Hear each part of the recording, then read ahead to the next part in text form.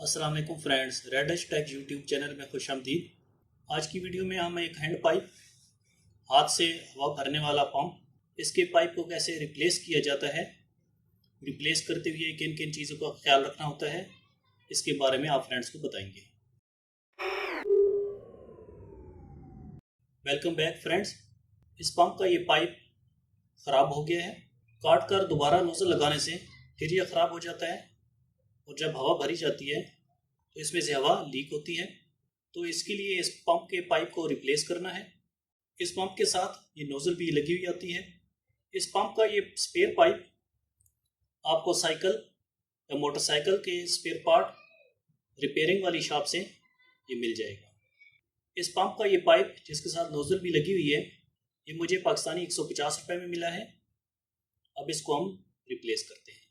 पहले वाले पाइप को इस तरह निकाल देना है।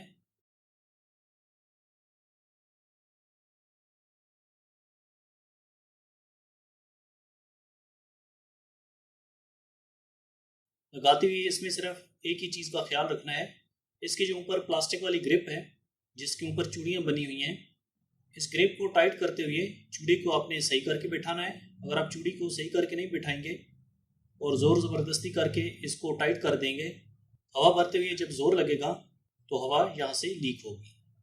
इसमें बस सिर्फ इस एक ही चीज़ का ख्याल रखना है, लगाते हुए इसकी चूड़ी सही तरीके से बैठे और तब आप इसको टाइट करें। जैसा कि आपने फ्रेंड्स देखा, हमने बहुत जल्दी और आसानी से इस पंप के पाइप को चेंज कर दिया है और ये हवा भी भर रहा है।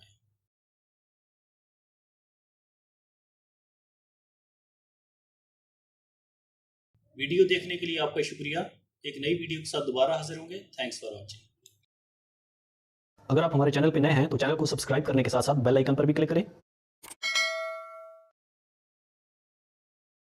वीडियो को लाइक करने के साथ साथ शेयर भी करें।